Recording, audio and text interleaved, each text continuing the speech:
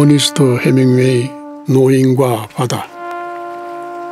어둠 속에서도 노인은 아침이 다가오는 것을 느낄 수 있었다. 노를 저으면서도 날치가 수면에서 날아오를 때 내는 부르르 뜨는 소리라든가 그 빳빳이 세운 날개가 어둠 속을 날아갈 때 내는 쉬쉬 소리를 들을 수 있었다. 그는 날치를 무척이나 좋아하여 날치를 바다에서는 가장 친한 친구로 생각했다. 그러나 새들은 가엾다고 생각했는데 그 중에서도 언제나 날아다니면서 먹이를 찾지만 얻는 것이라곤 거의 없는 조그마하고 연약한 제비갈매기를 특히 가엾게 생각했다. 새들은 우리 인간보다 더 고달픈 삶을 사는구나 하고 그는 생각했다. 물론 강도새라든가 힘센 새들은 빼놓고 말이지만 바다가 이렇게 잔혹할 수도 있는데 왜 제비갈매기처럼 연약하고 갸냘픈 새를 만들어냈을까? 바다는 다정스럽고 아름답긴 하지만 몹시 잔인해질 수도 있는데다 갑자기 그렇게 되기도 해. 갸냘프고 구슬픈 소리로 울며 날아가다가 수면의 주둥이를 쳐박고 먹이를 찾는 저 새들은 바다에서 살아가기에는 너무 연약하게 만들어졌단 말이야. 노인은 바다를 늘 라마르라고 생각했는데 이는 이곳 사람들이 애정을 가지고 바다를 부를 때 사용하는 스페인 말이었다. 물론 바다를 사랑하는 사람들도 바다를 나쁘게 말할 때가 있지만 그럴 때조차 바다를 언제나 여자인 것처럼 불렀다. 젊은 어부들 가운데 몇몇 낚싯줄에 찌 대신 부표를 사용하고 상어간을 팔아본 큰 돈으로 모터보트를 사들인 부류들은 바다를 엘마르라고 남성형으로 부르기도 했다. 그들은 바다를 두고 경쟁자, 일터, 심지어 적대자인 것처럼 불렀다. 그러나 노인은 늘 바다를 여성으로 생각했으며 큰 은혜를 베풀어 주기도 하고 빼앗기도 하는 무엇이라고 말했다. 설령 바다가 무섭게 굴거나 재앙을 끼치는 일이 있어도 그것은 바다로서도 어쩔 수 없는 일이려니 생각했다. 달이 여자에게 영향을 미치는 것처럼 바다에도 영향을 미치지 하고 노인은 생각했다. 노인은 쉬지 않고 꾸준히 노를 저어 나갔고 속도를 잘 유지한 데다 이따금씩 조류가 소용돌이 치는 곳을 제외하고는 수면이 잔잔했기 때문에 별로 힘들지 않았다. 그는 자기 힘의 1/3 가량을 조류에 떠맡기고 있었다. 차츰 날이 밝아오기 시작하자 이 시간에 저 나오려고 했던 거리보다 훨씬 더 멀리까지 나와 있다는 것을 깨달았다. 나는 일주일 동안이나 이곳 깊은 우물을 헤맸지만 한 마리도 잡지 못했어 하고 그는 생각했다. 오늘은 가다랑어나 날개다랑어 떼가 몰려있는 곳에 가서 줄을 내리면 어쩌면 그것들과 함께 큰 놈이 있을지도 몰라. 날이 완전히 밝기도 전에 노인은 벌써 미끼를 들이우고 조류가 흐르는 대로 배가 떠가도록 내버려 두었다. 첫 번째 미끼는 70m 되는 곳에 내렸다. 두 번째 것은 140m 되는 곳에, 그리고 세 번째와 네 번째는 각각 180m와 230m나 되는 푸른 물 속에 내렸다. 미끼마다 고기 대가리를 아래쪽으로 두고 거꾸로 꿰어 단단히 묶어놓고 낚시의 꼬부라진 부분과 끝부분 등의 갈고리는 싱싱한 정어리로 감싸며 놓았다. 정어리마다 두 누나를 낚싯바늘로 꿰뚫어 놓아 마치 돌출한 강철 막대기 위에 받쳐놓은 반달 모양의 화환처럼 보였다. 낚싯바늘의 어느 곳 하나 큰 고기에게 먹음직스럽게 구수한 냄새가 나지 않고 좋은 맛이 나지 않을 부분이 없었다. 소녀는 노인에게 싱싱하고 조그마한 다랑어, 즉 날개다랑어 2마리를 주었고 노인은 가장 깊이 들이운 낚싯줄 2개에 이 고기를 추처럼 매달아 놓았고 또 다른 낚싯줄에는 전에 썼던 큼직한 푸른 정갱이 1마리와 갈 정갱이 1마리를 매달아 놓았다. 전에 한번 썼다고는 하지만 아직도 쓸만한 상태였으며 이것들과 함께 고기들을 유혹할 만큼 싱싱한 정어리도 매달아 놓았다. 커다란 연필만큼 굵은 낚싯줄은 각각 초록색 칠을 한 막대기에 묶어 놓았기 때문에 고기가 미끼를 잡아당기거나 건드리기만 하면 막대기가 물속으로 잠기게 되어 있었다. 어느 낚싯줄이나 70m짜리 밧줄이 2개씩 달려있고 이것을 다른 여분의 밧줄과 연결할 수도 있어 필요하다면 고기에게 550m 넘게 줄을 풀어줄 수 있었다.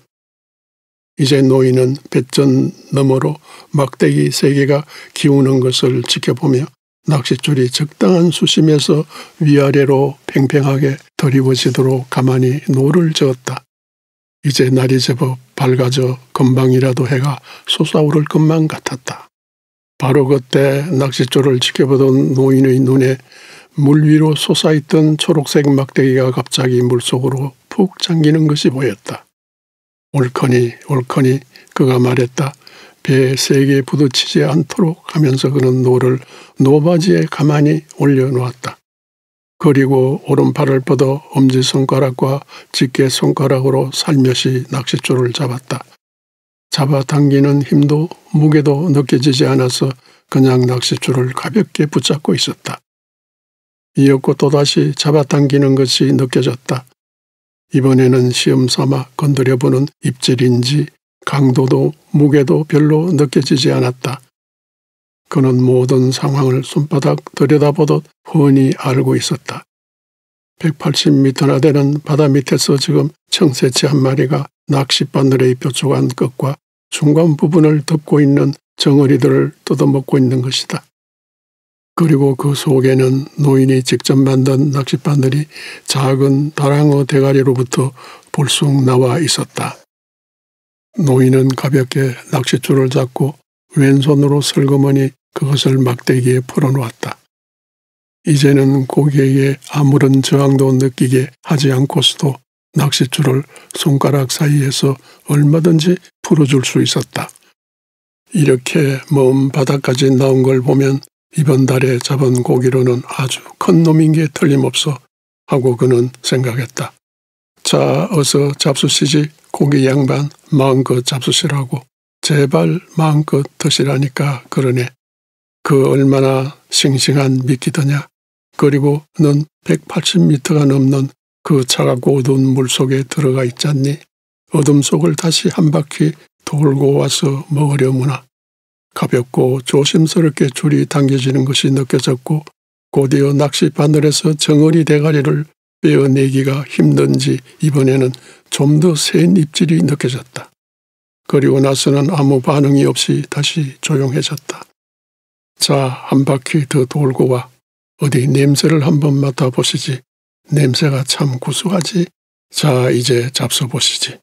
다랑어도 있잖아. 얼마나 단단하고 차고 맛있는데. 체면 차릴 것 없어. 고기 양반, 자 어서 잡수시라고.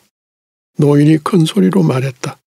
노인은 엄지손가락과 집게손가락으로 낚싯줄을 쥔 채 고기가 위아래로 헤엄칠 경우를 대비해 동시에 다른 낚싯줄도 지켜보며 기다리고 있었다. 바로 그때 조금 전처럼 가볍게 입질하는 것이 느껴졌다. 이번에는 미끼를 물 테지. 하느님, 그놈이 제발 먹게 해 주십시오. 노인이 큰 소리로 말했다. 그러나 고기는 이번에도 물지 않았다. 달아나 버렸는지 노인은 아무런 반응도 느낄 수 없었다. 저놈이 도망갈 리가 없는데 절대로 도망갈 리가 없어. 그냥 한 바퀴 돌고 있는 걸 거야. 어쩌면 전에 낚시에 걸린 적이 있어서 그때 일을 기억하고 있는 건지도 모르지. 그때 낚싯줄에 가벼운 반응이 오자 노인은 허무됐다. 역시 한 바퀴 돌고 왔을 뿐이야. 이젠 틀림없이 먹겠지. 노인은 가볍게 끌리는 느낌에 기분이 좋았고 다음 순간 뭔가 거세고 도저히 믿어지지 않을 만큼 육중한 것이 느껴졌다. 그것은 틀림없이 고기의 무게였다. 그는 여분으로 준비해놓은 2개의 예비 낚싯줄 중 하나를 아래로 계속 풀어주었다. 그의 손가락 사이에서 낚싯줄이 가볍게 풀려 내려가는 동안 비록 엄지손가락과 집게손가락에는 아무런 저항도 느껴지지 않았지만 여전히 육중한 무게감을 느낄 수 있었다. 굉장한 놈이로군. 미끼를 비스듬히 입에 물고 도망치고 있어. 노인은 말했다. 한 바퀴 돌고는 미끼를 삼켜버릴 테지 하고 그는 생각했다. 그러나 그런 생각을 입 밖에 내서 말하지는 않았다. 뭔가 좋은 일은 입 밖에 내면 일어나지 않을지도 모른다는 것을 잘 알고 있었기 때문이다. 그는 굉장히 큰 고기라는 것을 알고 있었고 다랑어를 비스듬히 입에 물고 어두운 바닷속으로 도망치고 있는 그놈의 모습을 머릿속으로 상상해 보았다. 바로 그 순간 고기가 갑자기 동작을 멈추는 것이 느껴졌지만 중량감은 그대로 남아있었다. 이었고 중량감이 더욱 늘어나자 그는 낚싯줄을 더 풀어주었다. 잠시 엄지손가락과 집게손가락의 압력을 높이자 점점 무거워지면서 줄은 곧장 아래쪽으로 내려갔다.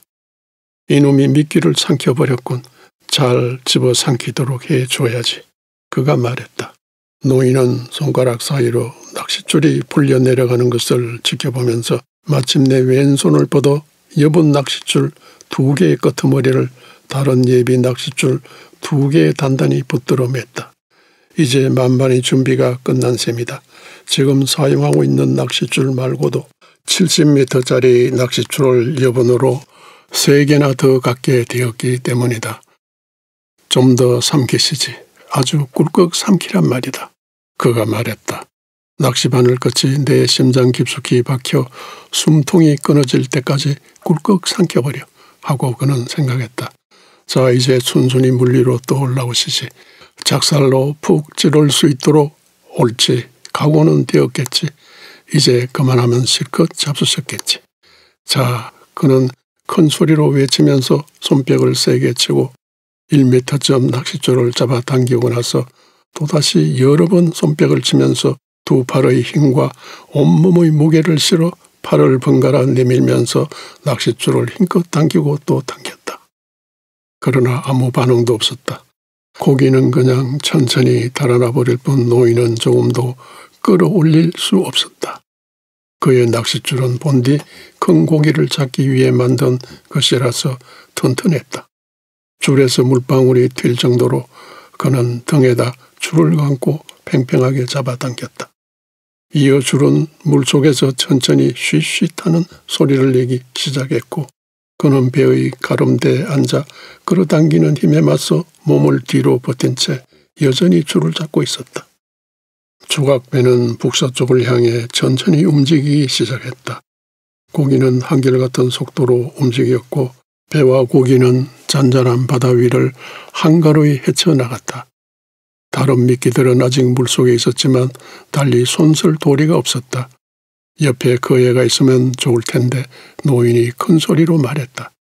나는 지금 고기한테 끌려가고 있고 내 몸은 밧줄 거리가 된 셈이야. 이 줄을 어딘가에 단단히 잡아맬 수도 있어. 하지만 그렇게 했다가는 고기놈이 줄을 끊어버릴지도 몰라. 어떻게 해서든지 붙잡고 있다가 고기가 끌고 갈 때에는 줄을 더 풀어줘야 해. 이놈이 물속으로 들어가지 않고 이렇게 옆으로 움직여주는 것만도 천만다행이지 뭐야. 하지만 만약 이놈이 물속으로 내려갈 생각을 하면 어떻게 한담? 또 이놈이 물밑으로 곤두박질쳐 죽기라도 하면 어떻게 하지? 모르겠는걸. 하지만 무슨 수를 써봐야지. 내게도 방법은 많으니까. 노인은 여전히 등에 낚싯줄을 걸친 채 줄이 물속에 비스듬히 꽂힌 채 조각배가 꾸준히 북서쪽 방향으로 끌려가는 것을 지켜보았다. 이러다가 죽을 테지 하고 노인은 생각했다. 언제까지고 이렇게 버티고만 있을 수는 없을 테니.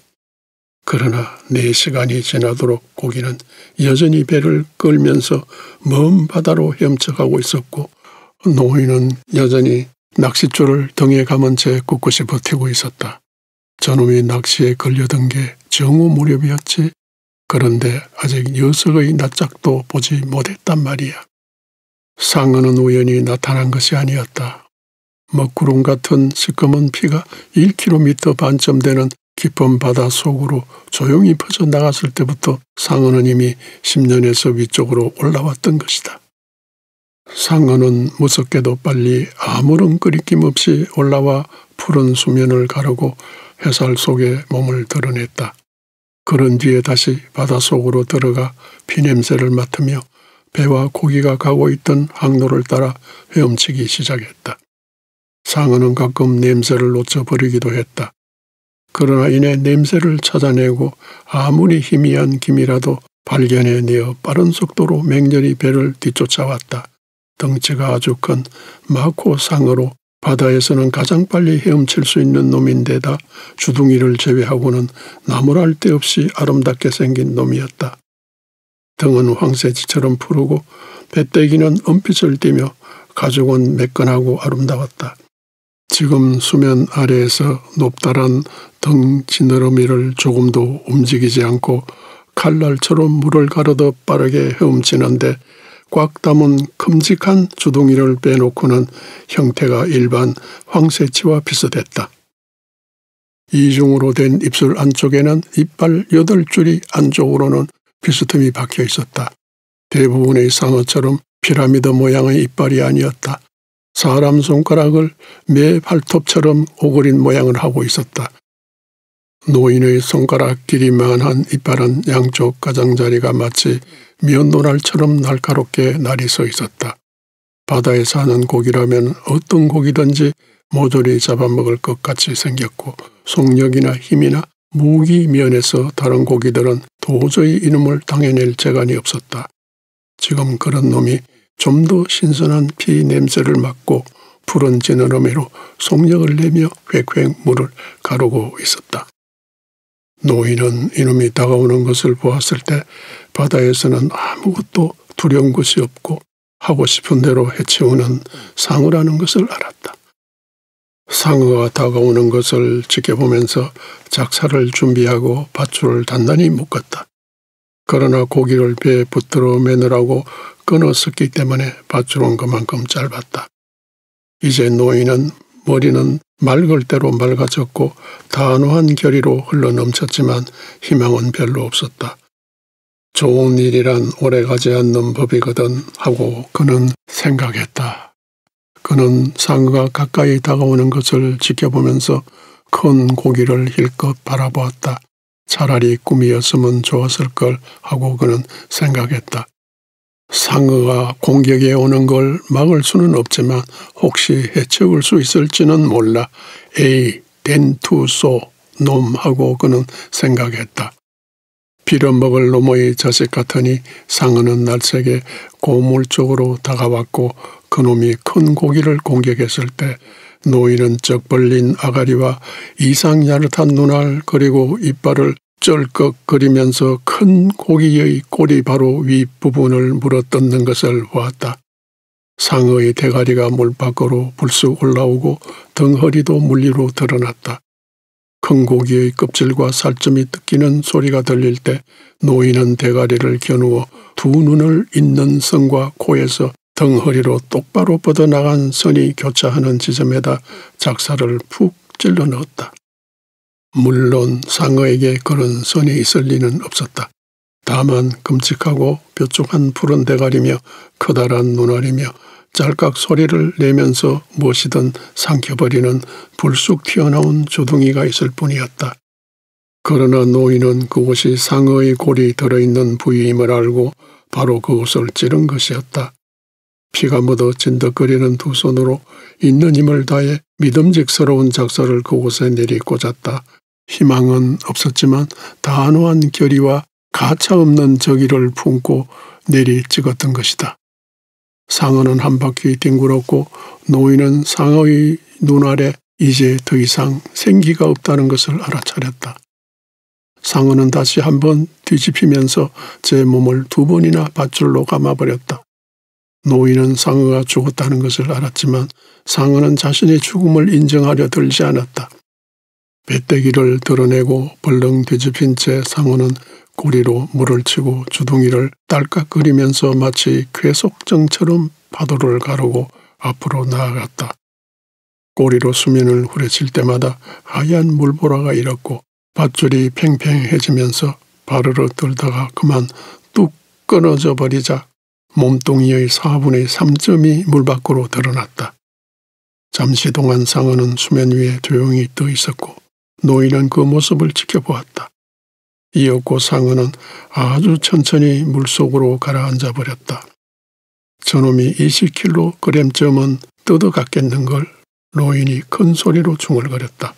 내 작살이랑 밧줄도 고스란히 가져가 버리고 말았어 하고 그는 생각했다. 내 큰 고기가 또다시 피를 흘리고 있으니 다른 상어떼가 몰려오겠지. 노인은 몸뚱이가 뜯겨 상하지 않게 되어 버린 고기를 이제 더 이상 바라보고 싶지가 않았다. 고기가 습격을 받았을 때 마치 자신이 습격받는 느낌이 들었다. 하지만 나는 내 고기를 공격한 상어를 죽였어 하고 노인은 생각했다. 또한 놈은 내가 지금껏 봐온 것 중에서 가장 큰 댄투소였어. 정말이지 지금까지 큰 상어놈들을 많이 보아왔지만 말이야. 좋은 일이란 오래가는 법이 없구나 하고 그는 생각했다. 차라리 이게 한낱 꿈이었더라면 얼마나 좋을까. 이 고기는 잡은 적도 없고 지금 이 순간 침대에 신문지를 깔고 혼자 누워있다면 얼마나 좋을까.